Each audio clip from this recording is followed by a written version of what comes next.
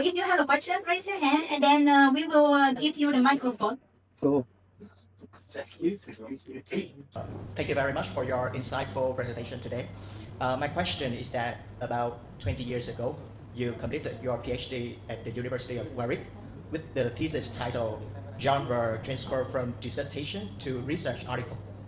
I'm curious to ask, if you were conducting the same research today, do you think your research design or analytical approach would be different? For example, would you incorporate new approaches like corpus analysis, digital tools, or even AI-assisted discourse analysis? In addition, many of your studies on research article writing examine rhetorical moves and meta-discourse features such as hedges, boosters. I was wondering whether SFL, especially the concepts like theme and rim organization, meta functions, could provide an additional perspective for understanding how academic arguments are structured in research writing. By the way, in our classroom chat, one of my friends said that Professor Isra is very low man. Okay, Captain Khan, Professor, for sharing your knowledge with us today. Okay, thank you so much. That's a very good question. I'm feeling like I'm being examined by Fiverr now. Thank you so much. Yes. Let me answer the second question first. It's very easy. Okay. Hedging, booster, those discourse markers belong to mostly the ESP side of research. Yes. The good, rich source of linguistic features analysis belongs to this SFL thing, but it hasn't been conducted much. It hasn't been used much, like theme, ring, ideational, TESOL, and the three, the register analysis, this kind of thing. It's used a lot in Australian context and those who are passionate about ESFL. But it's not very much ESP. That is my saying. So to answer your second question, you can use it to supplement the ESP discourse marker stats that the ESP people have been using. Okay? In my opinion, it's my honest opinion, it's more difficult. In my opinion, it's more difficult. Other people might think it's easier, but I find it's more difficult than the ESP, Ken Highland, Swales, Bartier, linguistic features. Okay, that's my first answer to your second question.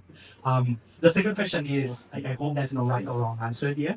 I would keep the original genre transfer analysis thing there, but with the technology that we have these days, like you said, corpus analysis, with the AI, maybe I would bring AI or corpus analysis to my PhD thesis.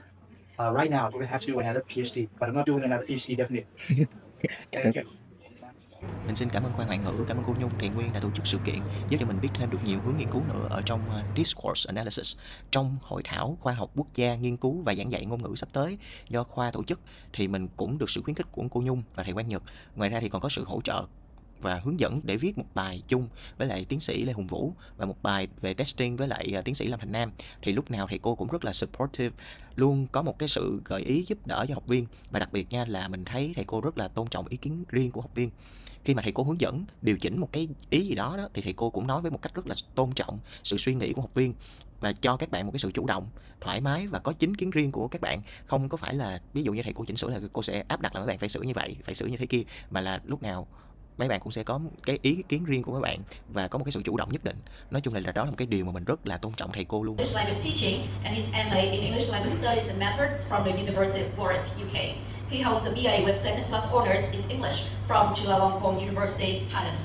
His expert research interests include narrative writing, discourse analysis, genre analysis, and disciplinary discourses.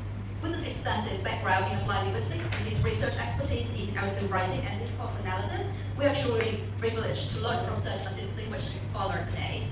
And before we officially begin the presentation, we would like to express our sincere gratitude to Associate Professor Dr. Isra Ramunsuk for traveling from Suranarine University of Technology to be with us. I would like to invite Professor Dr. Nguyễn Đức Trung, Rector of Ho Chi Minh University of Banking, to come. You, Vice Dean of the Faculty of Foreign Languages. Associate Professor Dr. Lưu Hân Vũ, Vice Dean of the Faculty of Foreign Languages. Ms. Nguyễn Ngọc Phương Dung, Vice Dean of the Faculty of Foreign Languages. We'd also like to introduce a